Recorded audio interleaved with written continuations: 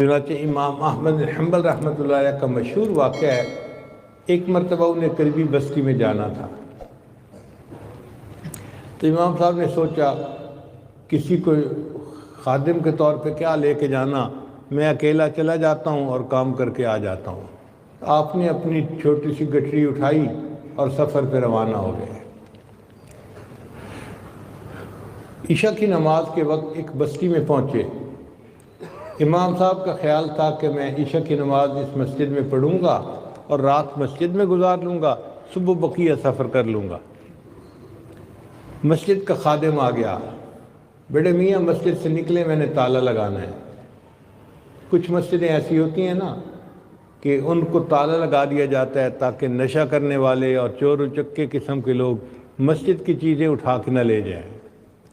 وہ بھی اسی طرح کی مسجد تھی جہاں تالا لگتا تھا روز۔ اب امام صاحب حیران کہ میں نے تو سوچا تھا میں مسجد میں رات گزار لوں گا، اور خادم کہتا ہے کہ جاؤ یہاں سے، تو سوچ رہے ہیں بیٹھے ہوئے۔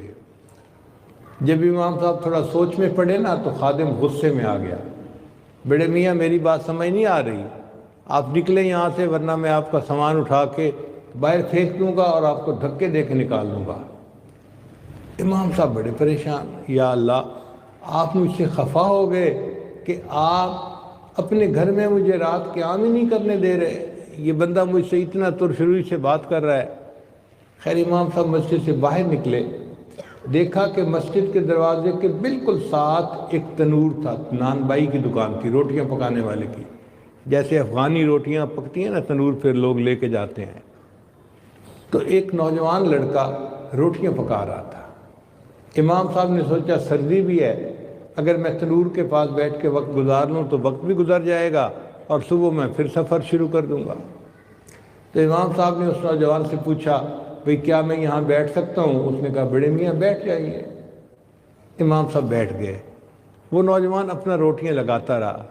امام صاحب نے ایک عجیب بات دیکھی، وہ جب آٹے کا پیڑا بناتا نا تو استغفر اللہ پڑھتا، پھر روٹی اس کی بناتا تو استغفر اللہ پڑھتا، پھر وہ روٹی تنور کے اندر لگاتا تو استغفر اللہ پڑھتا، پھر جب روٹی پکتی اور وہ تنور سے نکالتا تو استغفر اللہ پڑھتا۔ ہر سٹیپ پہ وہ استغفر اللہ پڑھتا ہی جا رہا تھا۔ کوئی 1 گھنٹہ امام صاحب بیٹھے رہے اور دیکھتے رہے، پھر امام صاحب نے مسکرا کے اس کی طرف دیکھا۔ نوجوان نے پوچھا بڑے میاں مجھے مسکرا کے کیوں دیکھ رہے ہیں؟